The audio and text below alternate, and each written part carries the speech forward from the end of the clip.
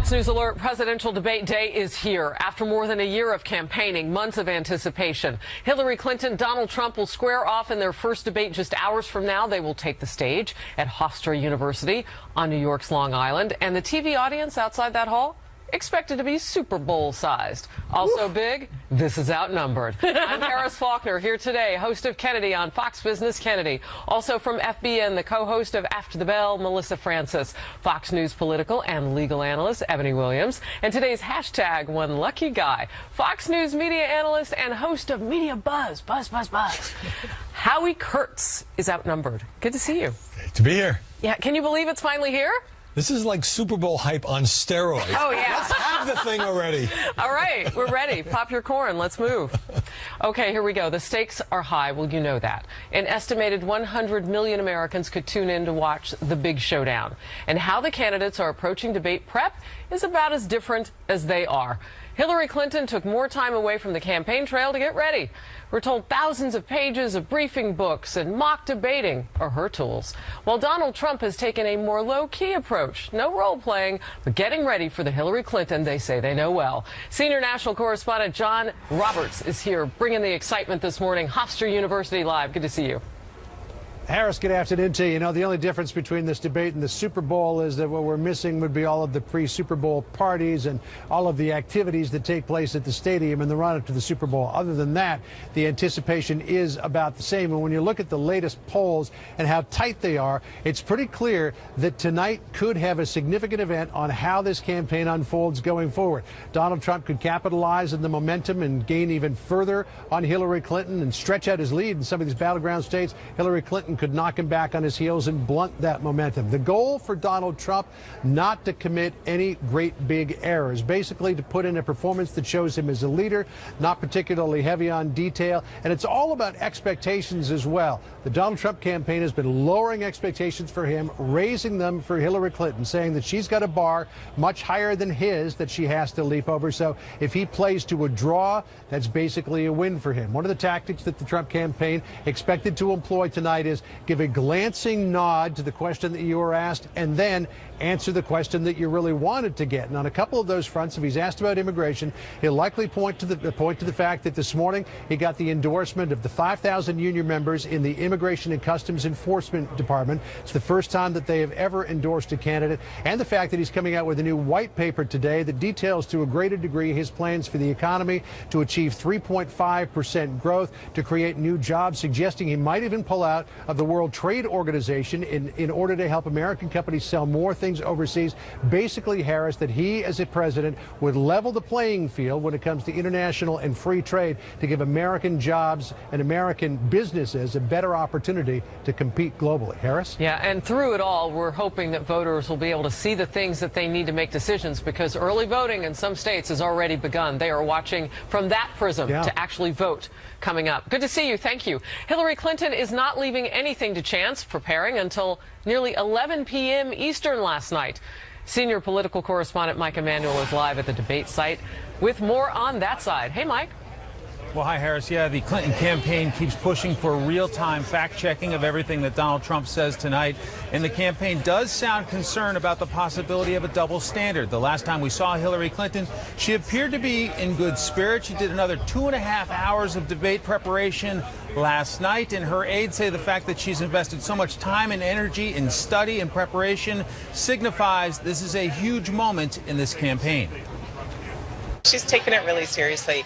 She has the utmost respect for American voters, and she knows that they're going to tune in tonight by the millions, as you've been reporting.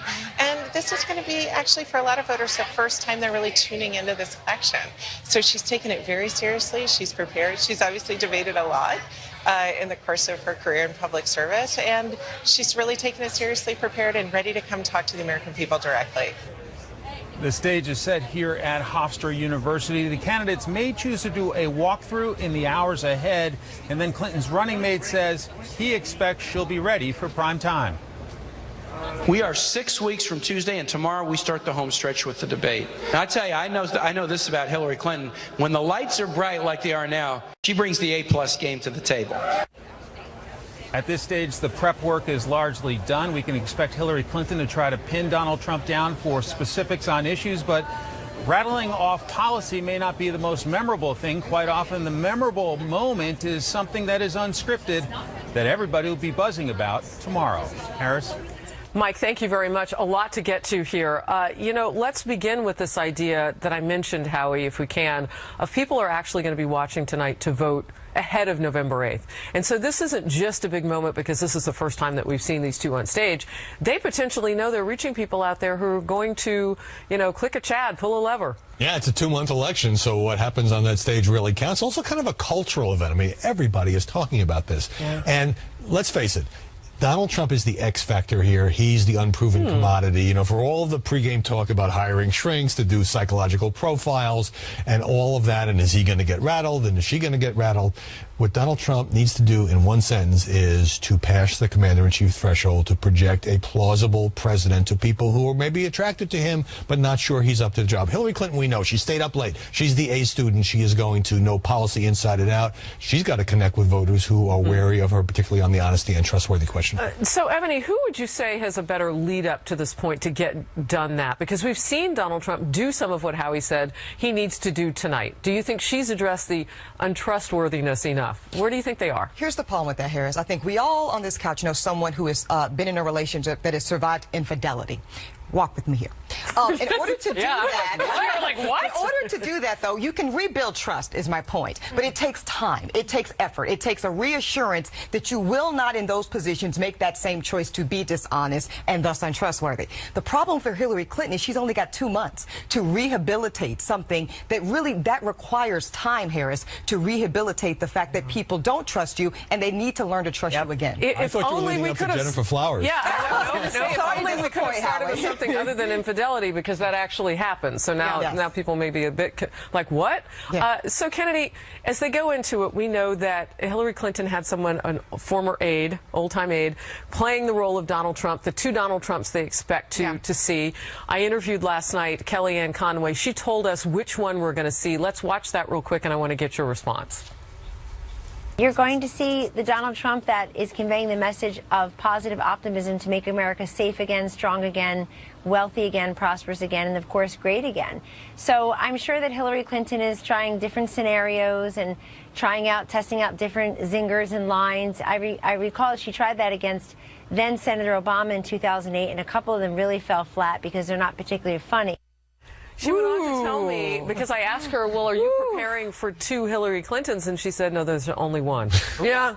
And she said sometimes she has, and I'm quoting her, sometimes she has two different stories for things, but there's only one. So there were, there's some toughness there. They're getting ready to go. Yeah, and there is so much unpredictability from the Trump camp as far as debates go, what we've seen. But I think she's absolutely right, because if he's going to reach out to the necessary voters, which are college-educated whites and women, then he has to have that positive optimism that has worked so well for him in those speeches where, he has come out and said, I am fighting for you. We're in this together. And when he can resonate within that message, that's actually going to knock her off a little bit, because I think that's the one Donald Trump that she's not anticipating so far as their campaign has led on how she's practicing with Philip Raines, her former aide, who's trying to poke her, who's trying to goad her. And I also think these two people are going to be playing a lot of defense.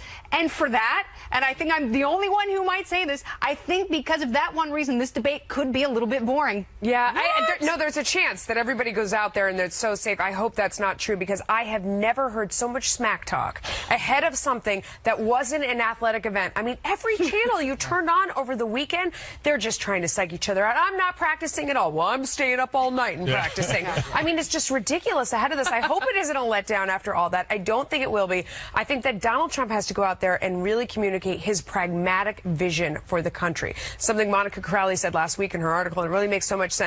It's very practical to return prosperity to the country and to have law and order in the country and common sense. Get rid of the rigged system and the corruption. Just some sanity back to our system. He can do that well if he stays on message. You know what's interesting? You're talking about staying positive and staying on message with what we've had with regard to race relations and police relations with certain communities in this country just in recent weeks and months and even days.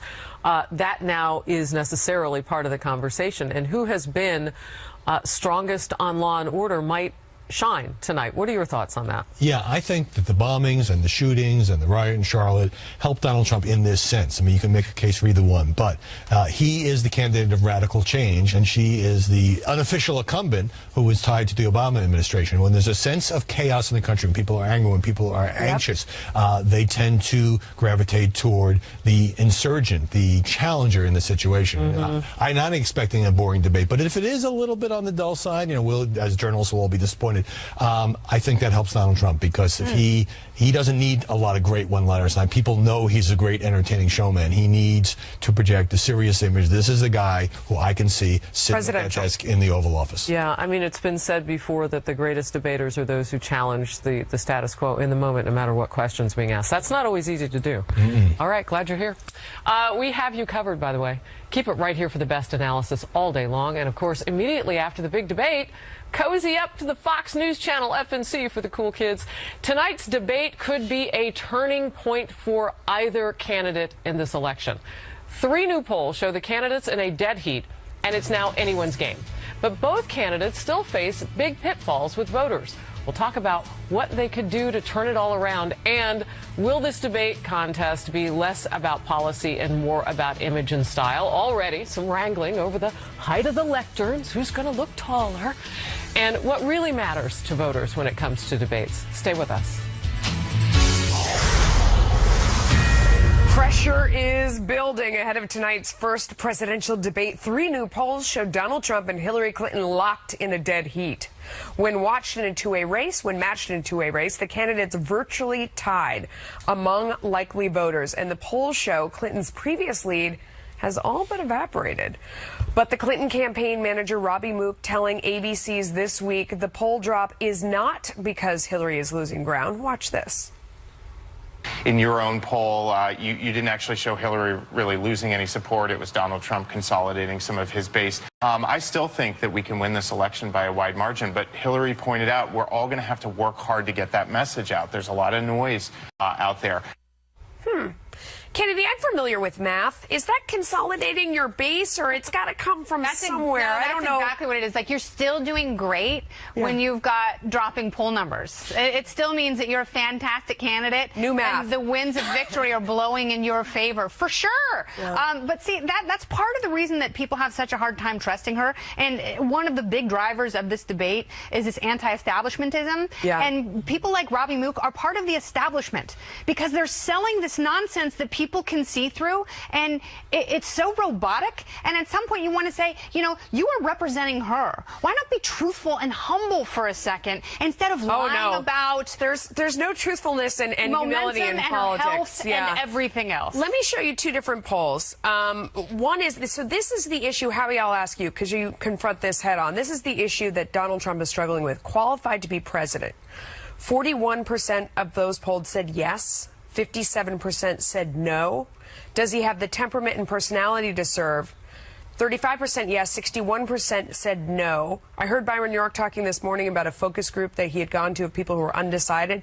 This was their problem. They said, I don't see him behind the desk. How does he remedy that? I'm glad you brought that up, because there's so much focus on Hillary Clinton having the extraordinarily low honesty and trustworthy numbers that people lose sight of. I mean, know that those numbers are devastating. If it was any other candidate, I'd say, well, this election is over. So you think of Hillary saying, why aren't I 50 points ahead? Right. But Donald Trump hasn't made the sale. This is a guy who wrote The Art of the Deal. And it's extraordinary. To everyone. I mean, he's made the sale to a lot of people, but this group in particular, he's made the sale to half the country, but he has not in any poll that I've seen gotten over 50%. He's within striking range. He could win this election. A lot of Democrats are in denial about that. A lot of the press, which not only wrote him off during the primaries, but in August. Yeah, when total denial. So denial, but now we all see that he can close the deal, but he can't do it without convincing that the 5% that he needs, that he is capable, has the knowledge and the temperament and the patience and to sit behind that desk. To sit behind that desk, exactly. I wonder how much the optics of tonight will actually help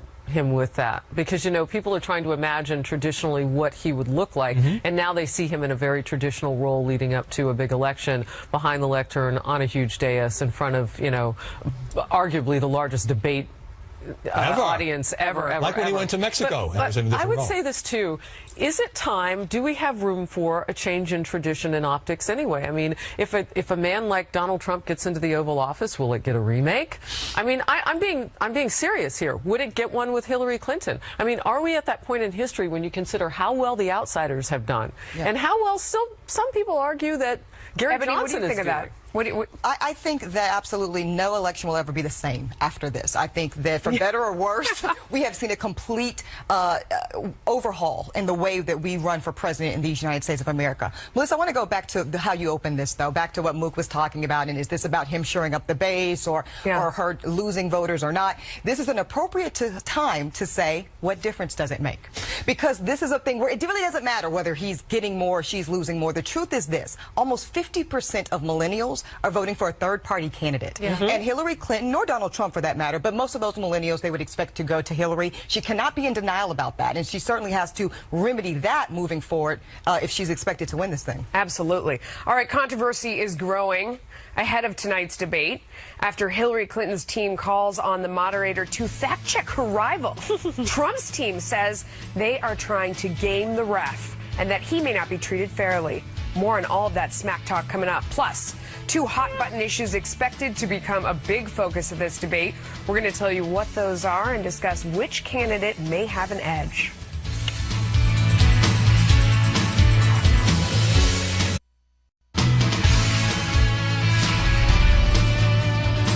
What we're concerned about is that there might be some sort of double standard here. You know, Donald Trump can't lie on that debate stage and win or even get a passing grade. It's unfair to ask for Hillary both to play traffic cop with Trump, make sure that his lies are corrected, and also to present her vision for what she wants to do for the American people. Hillary Clinton's campaign is stepping up pressure on tonight's debate moderator Lester Holt. They want him to fact-check Donald Trump and also pushing reporters to scrutinize what Trump says on stage. But now Trump's campaign manager says she's concerned Trump won't be treated fairly, suggesting the Clinton team is trying to rig the debate. Here it is.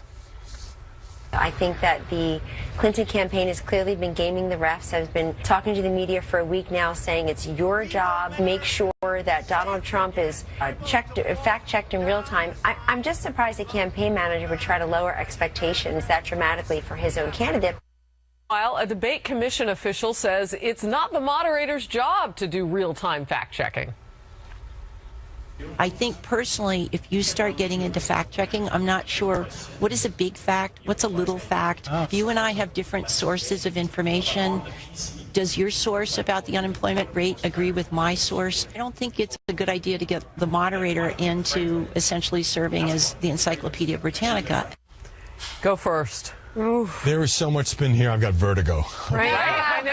Isn't that true? Decades, so true. The moderators were all Jim Lehrer types who didn't see their job as to debate the candidates. They did not want to be the story. So Donald Trump went first. He said to me that Lester Holt and the others would be unfair because they don't want to be criticized by their peers. I watched this. I'm glad you watched. This Hillary Clinton offensive about, well, Donald Trump lies every 4 seconds, and it's Lester Holt's job to call him out on it. First of all, that's not his job. It is his job to ask follow-up questions. It is his job to give Hillary Clinton a chance to take on what Trump says and vice versa. But it is also something that's being adopted by the media. Harris, yesterday, New York Times, LA Times, Washington Post, Politico, all had stories on how many lies and exaggerations Trump had told in the last week. So that's why we have this building, this Wait. Are you saying that there's a connection between this Democratic candidate and the media getting infected by an idea that they need to do what that Democratic candidate wants? I am saying that right now the answer is yes. I'm singing the same song when it comes to fact-checking Trump. If a moderator is going to fact-check, that could be a real buzzsaw, and I don't think Lester Holt's going to fall into this trap. Does the American public get served in that? I mean, if we have to pause in a 90-minute format every time somebody feels like little or big fact-checking is needed,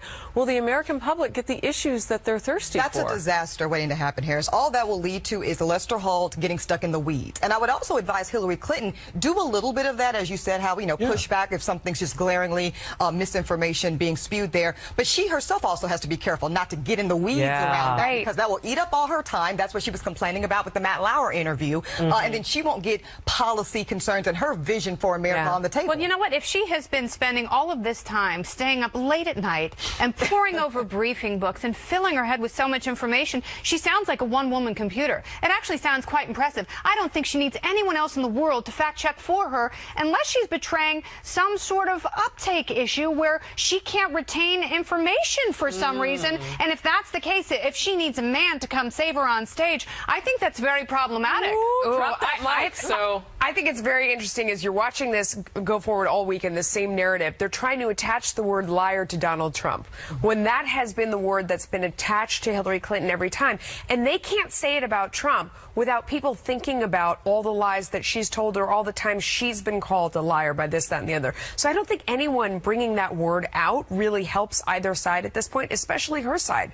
My prediction is no matter what Lester Holt does, he could do a fabulous job. He's going to get hammered and by both sides what I'm thinking. in this hyper-polarized atmosphere. All you have to do is watch the video of James Comey's statements contrasted with hers and all the lies she has told about her email server and all the number of times she has changed her story. But you know, and the her director answer of to the that, FBI. Take those lies and just wipe them with a cloth. But you know what? I will say I thought it was well played by Kellyanne Conway to come out, I think it was this morning, and call Lester Holt brilliant. Because she said, you know what, you can play at this game of trying to endear the moderator. All right. Well, either way, we know that both candidates will be ready for tonight because they have been prepping. Can't wait to see it, right? Yes. The issues of race and gender could be front and center on the debate stage.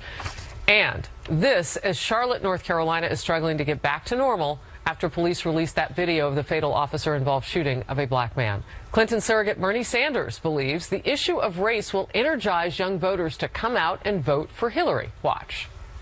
In terms of the issue of bigotry, and the younger people are more than any generation, I think, John, in American history, are sick and tired of discrimination and racism. On that issue, I think the points of view of Clinton and Trump are pretty clear. Trump is running his campaign. The cornerstone of his campaign is bigotry, is dividing us up. That is certainly very different from what Clinton believes. But Donald Trump's running mate, Mike Pence, says Clinton's pushing a narrative that paints law enforcement as racist.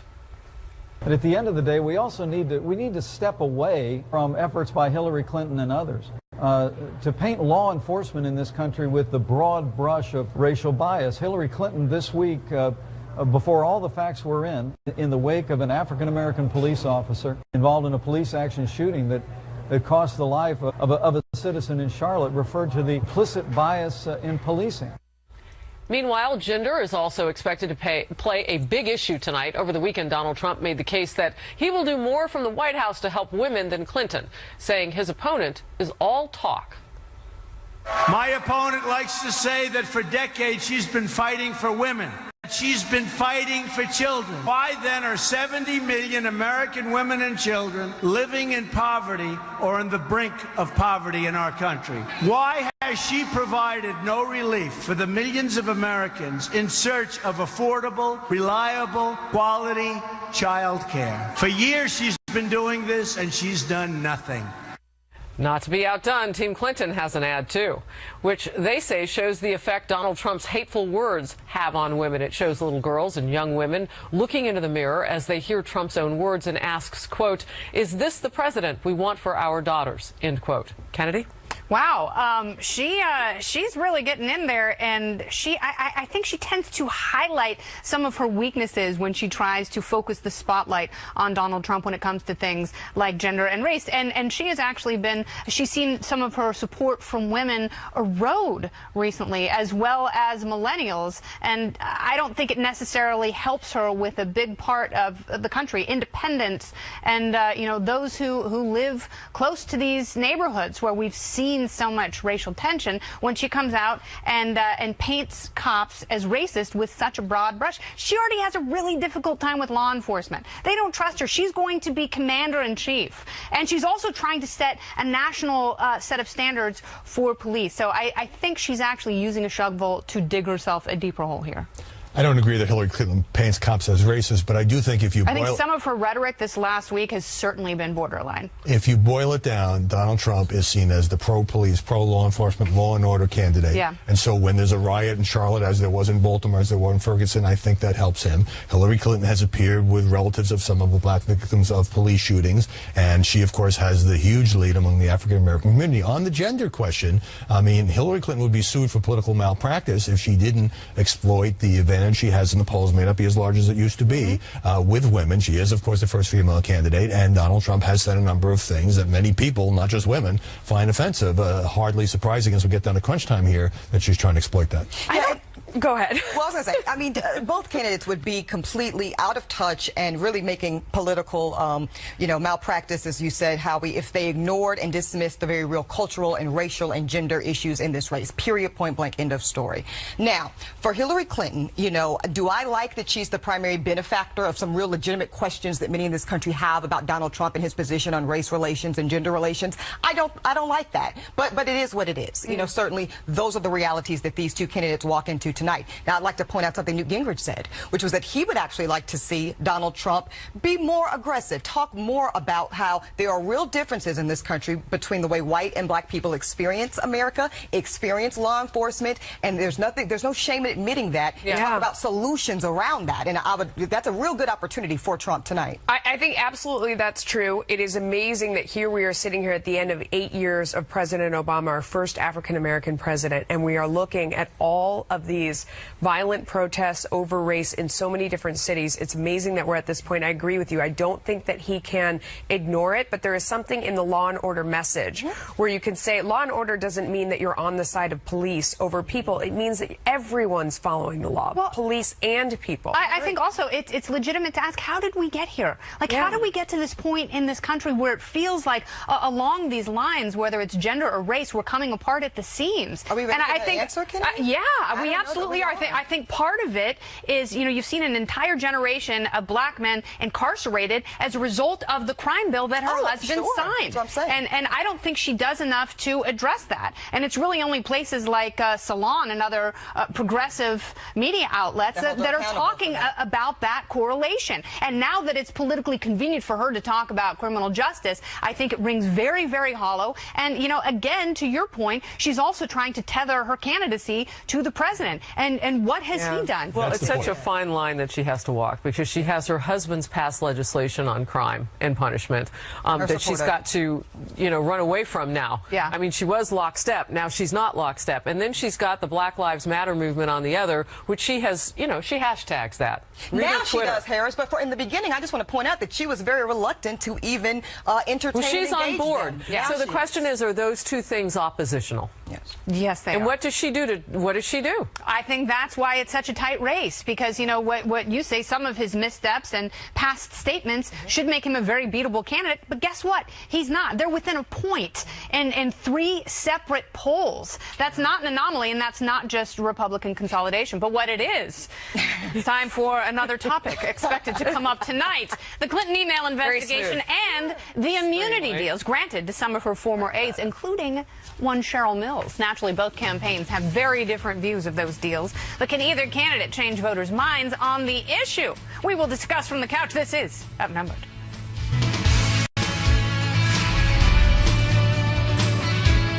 So one topic sure to come up at tonight's first presidential debate, Hillary Clinton's email controversy. It is just one day after a campaign defended the Justice Department's decision to grant immunity to Cheryl Mills and other Clinton aides in the FBI's investigation of her private server. Clinton campaign strategist Joel Benenson telling Fox News Sunday that's a fairly common practice. Listen. It's fairly routine when police and law enforcement are investigating a particular issue, and you're sitting down with them to give full cooperation, turn over materials, hand over computers, BlackBerries, whatever. They narrow their scope of their investigation to the issue at hand. And so what limited immunity is, anything else, is irrelevant to them at that. But Team Trump isn't buying that, surprise, surprise. Retired General Mike Flynn, a Trump advisor, using Clinton campaign manager John Podesta's words against him after Podesta spoke to NBC's Meet the Press. Watch. The very last thing that John Podesta just said is no individual too big to jail. That should include people like Hillary Clinton. I mean, 5 people around her have been given immunity, to include her former chief of staff. When you are given immunity, that means that you've probably committed a crime. There you go. Not true? Okay. No. Just because you're given immunity, and again, in this case, it really truly was limited immunity. What it means is you have possible information on a big fish.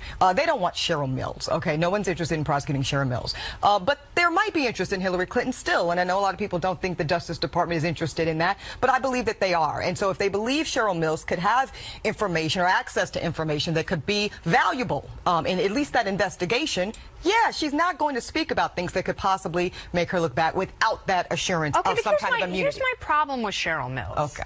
Is, you know, in one respect, she's acting as Hillary Clinton's private attorney, and therefore, you know, they have a certain confidentiality. They have attorney-client privilege. But then, when she worked with her at the State Department, she is no longer granted that same privilege. No, but then, while she's Yeah. part of the investigation and reportedly the mastermind of the entire email setup, miraculously she can act once again as Hillary Clinton's attorney and accompany Hillary Clinton to her FBI questioning. That's and why she also, needs the immunity. But why would she need immunity, and how can she possibly be a target of the investigation, one who needs immunity, and at the same time act as her attorney? You need a scorecard. Is there not a conflict of interest? It's a complete conflict of interest. No, we call that the double handspring backflip round-off gymnastics. That's the bios. That's what that is. She's pulling a bios I watched with the FBI. that Fox News Sunday interview closely, and I have a question for you, because that strategist kind of flipped it. First it was, well, you know, the FBI offers this and blah, blah, blah, blah. So then the pushback from the anchor, I think it was Chris Wallace this weekend, who said, well, wait, she asked for it. Is there a difference? Does it make a difference? Optically, I think it does. Optically is the key word here, because can we just take a second and talk about how surreal this is? Talk about the Democratic presidential nominee and her longtime friend, confidant, and lawyer gets even limited immunity in an investigation, and her team is like, well, this is pretty routine, nothing to see here, no big deal. I think the email investigation is pretty well baked into the cake at this point once James Comey made his decision not to pursue criminal charges. But the way in which Hillary Clinton talks about it, handles it when it comes up, as she did with Chris Wallace, I short-circuited my answer there, she said, I think gives people, she often can look defensive and lawyerly, and this is going to be a key question tonight. Not so much that we're going to break new ground on this long-running investigation, but whether she is seen as being candid, because she often gives such narrowly tailored answers. And that is the thing, that when you look at women that are supposed to be deeply in her camp, we're looking at women who are over 50, or this group that's supposed to be her sweet spot, and you talk to them and they don't support, and you're like, why? Because she's shady. Because they feel like she's not honest, that she's corrupt, and they just have this underlying feeling. Maybe they don't feel like the email investigation in particular is the thing. It's just this, you know, a cloud around her all the time. You're absolutely right. It's corruption. this intuitive feeling, and I've talked to so many lifetime Democrats in that demographic group that you're talking about who say the exact same thing. And so many women, by the way, who consider themselves to be kind of pioneering feminists in various fields, and they still say, I would love a woman to be president. I've longed for this day. I just don't want her to be that woman. Yeah, it's true. All right, Hillary's emails won't be the only thing scrutinized at tonight's debate, that's for sure. How she plans to use a custom lectern to make up for one possible disadvantage in some people's eyes, and whether style could outweigh substance in this much anticipated showdowns. Coming up. With as many as 100 million people expected to tune in to tonight's first presidential debate, everything will be scrutinized, from the candidates' answers to their clothes to the way they carry themselves. And to avoid any visual distractions, Hillary Clinton's team reportedly requested customized lecterns to reduce her 10-inch height difference with Donald Trump. The candidates have also likely studied the past mistakes that may have lost elections for former candidates, like when Democratic nominee Al Gore appeared to invade George W. Bush's personal space in 2000. Remember this? That's what the question in this campaign is about. It's not only what's your philosophy and what's your position on issues, but can you get things done? And I believe I can. All right. Oh, that's odd. Or when Bush 41 made the mistake of constantly looking at his watch when an audience member asked a question during a 1992 debate. We have a question right here. Yes. How has the national debt personally affected each of your lives? Well, I just bought this great Rolex, so I'm pretty good. Thanks. In 1984, when 73-year-old Ronald Reagan effectively sealed his win by launching this zinger at Walter Mondale. Mr. Truitt, and I want you to know that also I will not make age an issue of this campaign. I am not going to exploit for political purposes my opponent's youth and inexperience.